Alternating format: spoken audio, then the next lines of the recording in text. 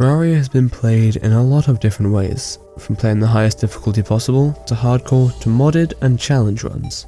And when I was thinking about what to do next, it came to me. No one in Terraria's history has beaten Terraria using only boulders and recorded it to this day. Now there are many things that could go wrong in a boulder only playthrough, such as killing oneself or running out of time to kill a boss.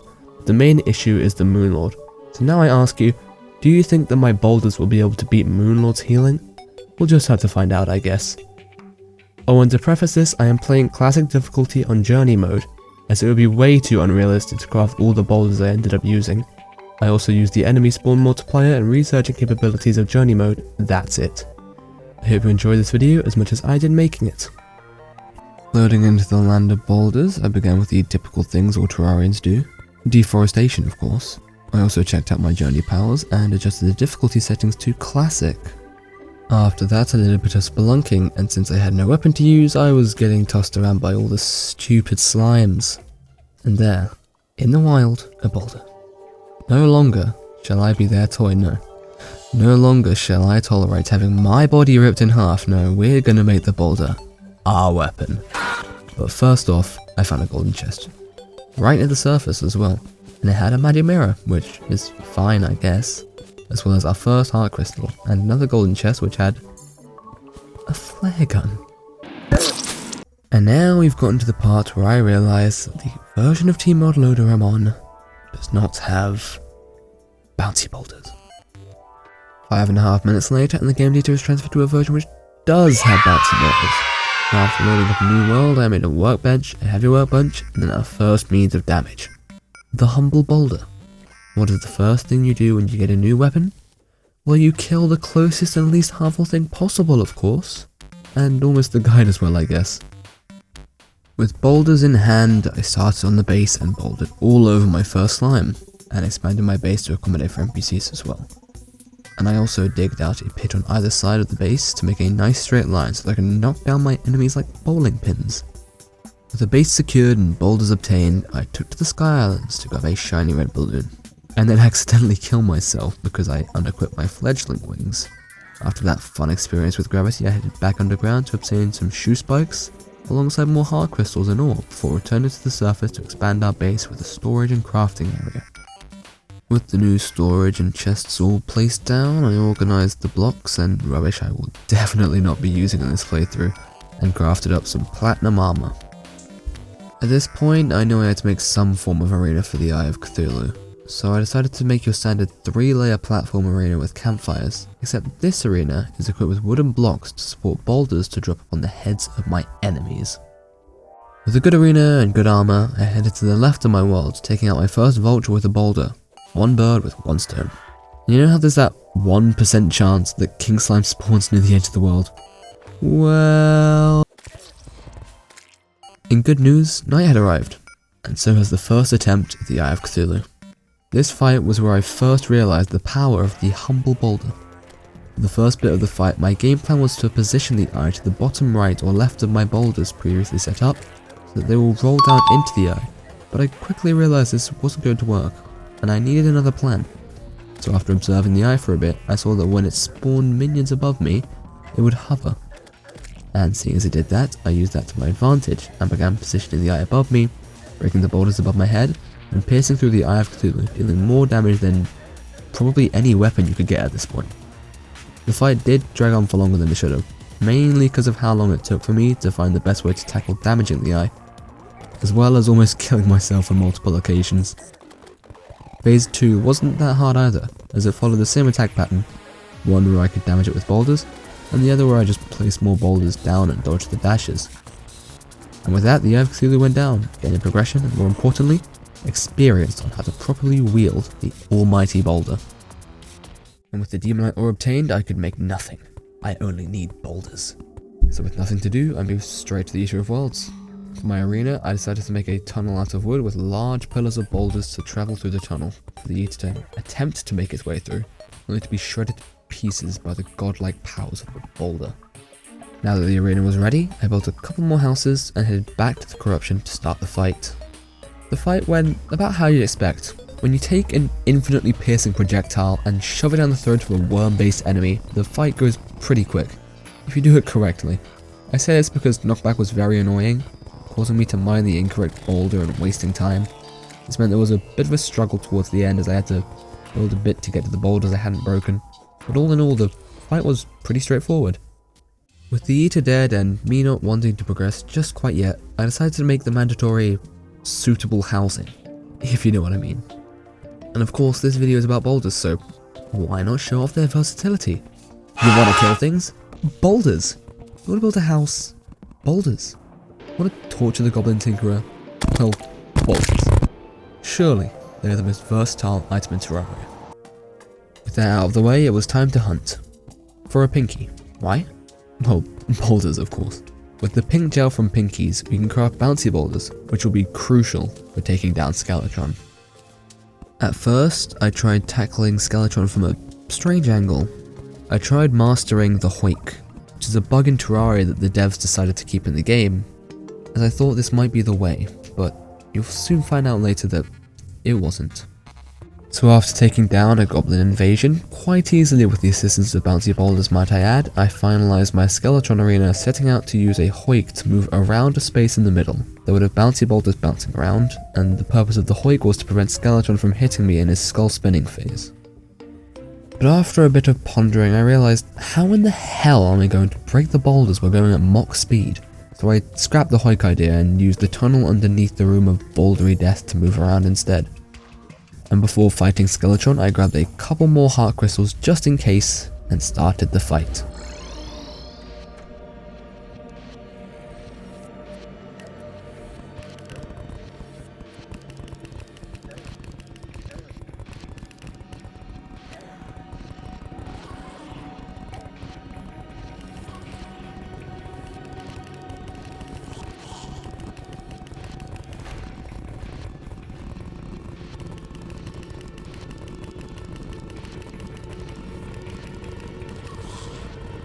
Yeah, that was the fight. Way easier than I thought it'd be. I could have probably held my breath for longer than that took.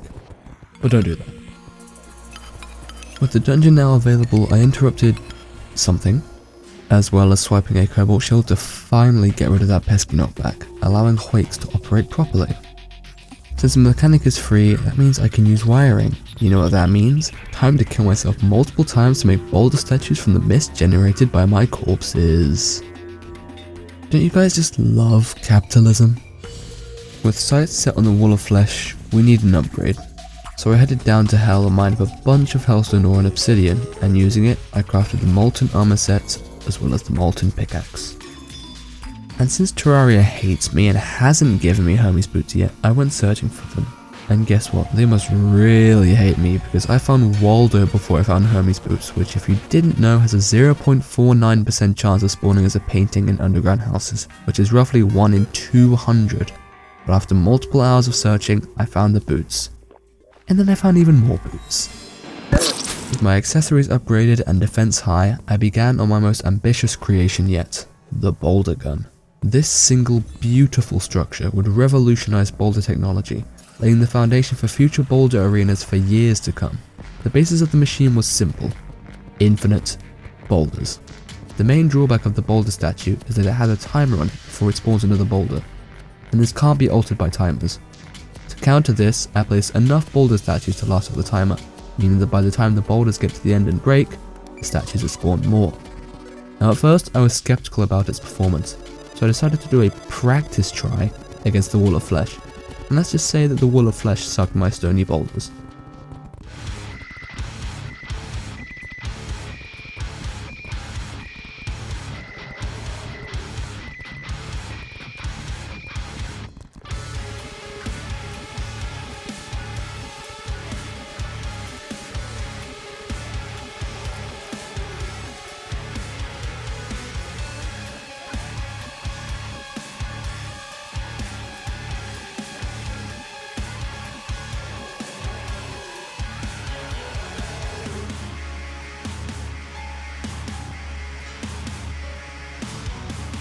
Now comes the harder part, figuring out what to do first. With hard mode now enabled, I smashed all the altars I could, and headed into the cold depths of the underground to find all the ore I could find, working my way up through palladium, orichalcum, and finally up to adamantite. With that done, I mocked on my first arena, aiming to take down the destroyer first, thinking it would be the easiest to take down as it is a worm. The main idea of this arena was literally just metal pipe 219 by 6 and just drop a ton of boulders onto it. The destroyer is the goal, but we currently can't summon it, so I headed down to Hell to gather souls, seeing as the enemies were weaker there than in the underground corruption and Hallow. Mechanical worm in hand, I spawned the destroyer and things did not go to plan. The bouncy boulders broke way too early to deal any real damage, only dealing under a quarter of its health. After grabbing more souls, I opted for a new strategy. Just add more boulders! You know what they say, the bigger the better. But in this case, the more bouncy boulders, the more worm killability. But my god did it lag on my game hard. And once the bouncy boulders were gone, I had to rely on the emergency statues I had placed above the bouncy boulders, just in case. I'm sorry about this, but I did use my pickaxe to kill some probes. Yeah, I know. How can this be a boulder-only playthrough if I swung my pickaxe with intent to kill? I mean, we can just all agree to disagree and move on, right? Please? So after a little bit of grooving, maneuvering and nurse abusing, I managed to stall out the destroyer until it died to the boulder statues. But you'd never guess what happened next. There was an update.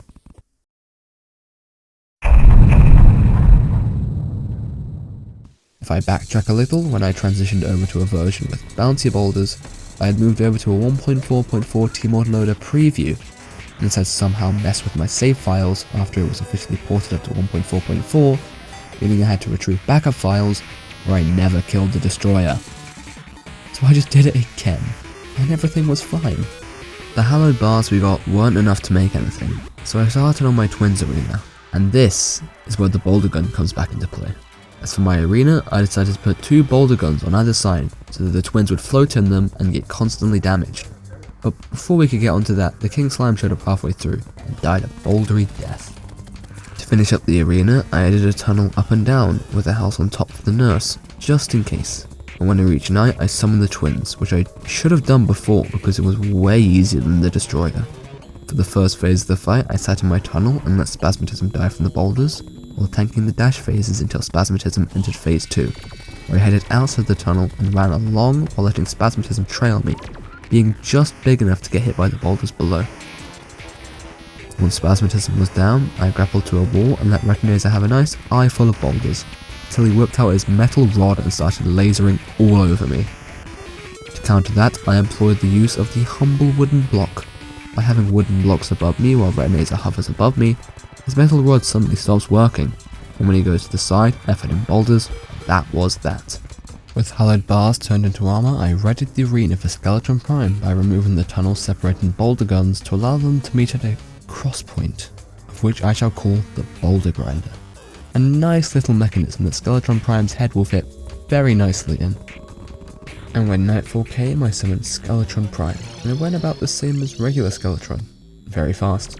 The infinitely piercing boulders are especially good against his multiple appendages, and using teleporters made it easy to keep the head centered by constantly teleporting, and ultimately defeating Skeleton Prime, the easiest of the mech trio.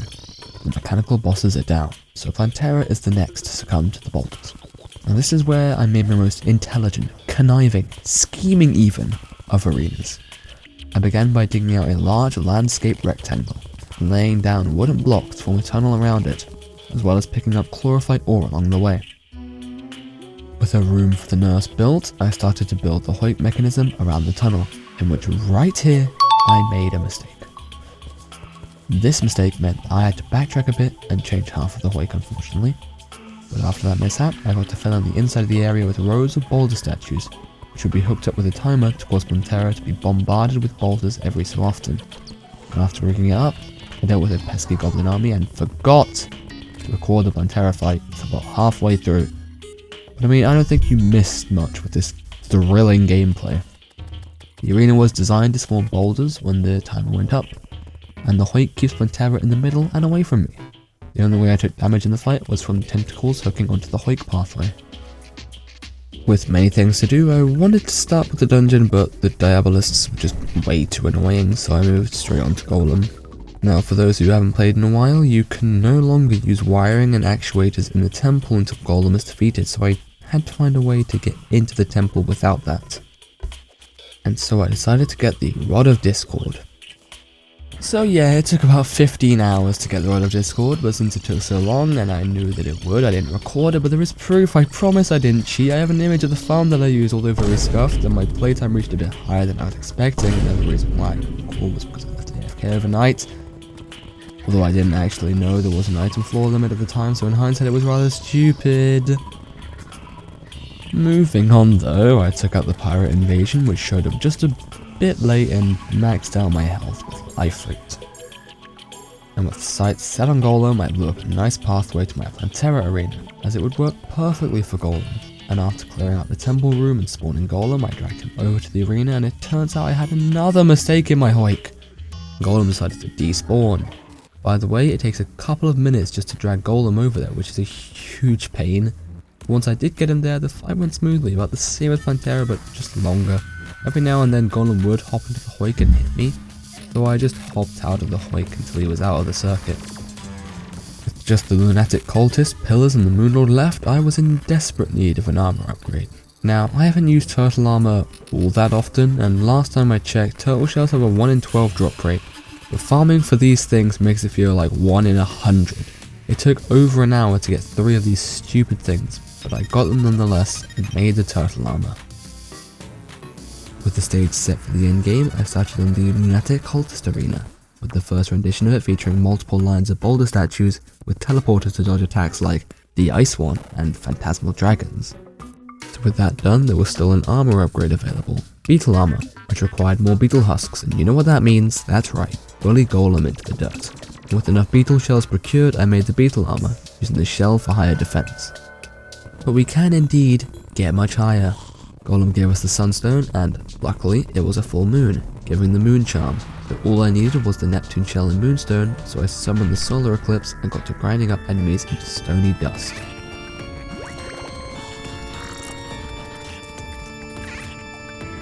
And with all the materials needed, I crafted the celestial shell to further boost defense and life regeneration, as we've been needing it for the Moon Lord. Also, on a funny note, I managed to catch that 1 in 300 chance of an owl making a literal hoot sound. You guys just love capitalism. 2 more upgrades to go, so I headed back to the dungeon. It took over 30 hours to get the Paladin's shield. No, I'm not exaggerating. 30 hours. And I planned to get 2 of these. And yes, I didn't record this, so let's just call it off-screen mining and move on with it. What I did record though was grinding for the frozen turtle shield, which took about half an hour, after setting up the statues I needed in various places. And combining these 2 accessories gave me the frozen shield, but I still needed 1 more shield, the Ankh shield. So I took out a couple of pixies, I shimmered a couple of items to get the ingredients I didn't have yet, and made the Ankh shield. Do you guys just love capitalism? With Moonlord's arena set and in its near final form, I had one problem. There's a limit. Terraria has a projectile limit hard coded into the game, meaning it can't be bypassed through things like mods. More on that later though. For now, I set up some mini boulder farms for the pillars at every quarter of the world. These farms contain small boulder guns on either side, with some statues on the top to kill enemies spawning above the guns, more statues underneath to kill stragglers. And with every single preparation possible done, I tried at the Lunatic cultist, but the damage was lacking, so I decided to revise the arena a bit, and equipped it with the boulder gun where the cultist hovered the most, to deal continual damage, and this worked. The cultist was fairly straightforward. Even when he spawned Phantasmal Dragons, they would move through the boulders and die relatively quickly, resulting in an easy fight. But now the pillars have arrived, and using ONLY Boulders kind of flips around their difficulty. I started with the Stardust pillar, dragging a couple of enemies over to the cultist arena and dragging it out rather than just rushing in, which proved to be the better strategy, and after dying a couple times I managed to stick some boulder statues above the pillar and came back later when it died. And this is where it got painful, because the Nebula pillar has so many projectiles and enemies that move through blocks. I had a very rough time with it, so skipped it for now and moved straight to the solar pillar, which I had a much better time with. Nearly threatening enemies with Corrites, seeing as they could move through blocks, so the only thing standing between me and the pillar going down was time. After waiting a while, it went down and I grabbed the fragments. And then with reluctance, I went back to the nebula pillar and suffered, getting brain suckled and having an overall bad time, but we got through it nonetheless. For the vortex pillar, I switched my brain off, stuck on my feet and watched some telly. Why? Well, because they literally cannot touch me. Once the shield was down and boulders were revolving, I grabbed the nebula fragments and made the final preparations of the arena, while the final pillar was being chipped away at. For the final preparations, I added honey heart statues and all of the buff stations that I could to the arena. And with that, impending doom approached. If impending doom meant thousands of boulders going 90 miles per hour. Before I break down the Moonlord fight, why don't you take a guess in the comments at how long it took to kill the Moonlord? It took 1 hour and 18 minutes to kill the Moonlord. Good job to those who got close, because to be honest, I don't think I could have guessed that going into the fight. Now because this fight is so long, I wanted to fit as much in, so I split it up into 3 parts: the hands, the top eye, and the core. Now for the hands, I'm going to go back to what I was talking about earlier. The arena has changed a bit since, only the bottom rows of boulders being used. This is to counter the limit on projectiles, and by using the lower rows, you can target the hands over the top eye. Now you may be asking why I chose not to target the eye that shoots the death ray, and to that I say boulders. For some reason boulders seem to block projectiles every so often, so I use them as a wall against the beam, as well as utilising the immunity frames that I get whenever I'm hit. And with all of the defense and regeneration I had, the Moonlord was barely tickling me, meaning it was only a matter of endurance. About 3 minutes of endurance. That was all that it took to take out the first of the eyes, and another after a while. I had to leave the arena before taking down the second eye, and this was because the statues used for the pillars are still running, reducing the amount of boulders I can have at the main arena. This is what was holding me back. By increasing my projectile count, there were no longer any gaps in the stream of boulders hitting the eyes, meaning they weren't able to out-heal. And after a total of 20 minutes, the second eye was out. Now comes the hard parts, the third and final eye. Unlike the other 2 eyes, the top eye has one thing that makes it way harder to take care of, and that is that it closes for an extended period of time, as well as it healing for 3,000, 1,000 more health than the other 2 eyes. This means that I have to deal over 3,000 damage while it's open, and this is where I got a bit skeptical, so I sat and waited to see the numbers.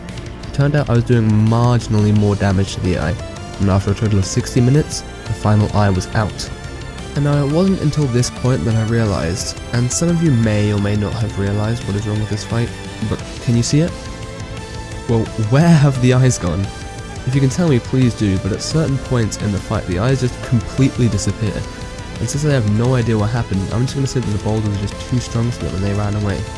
But anyway, there was only the core left, and at this point the healing is rapid. This is when the clots start to heal the core, and since it's so frequent, I had to formulate a new strategy and revise the arena a bit.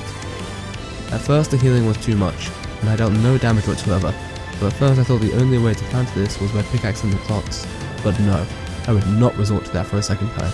So I changed the arena up a bit, allowing the boulders to hit with a clot spawn. This allowed the boulders to break 2 of the 3 clots, dramatically reducing the healing. I had a chance, a real chance. All that was left was time. How much time? Well, about 20 minutes. And with that, the core was down, and Terraria has been officially defeated using only boulders. But before you go, I still have a little bit to say. First off, go subscribe to my YouTube channel so that you can see more stupid Terraria videos. And also, if this video somehow hits 1,000 likes, I will fight the Empress of Light using only boulders. And if by some inexplicable margin, this video hits 10,000 likes, I will beat Master Mode using only boulders. And yes, I do not value my sanity. But until then, thank you for watching.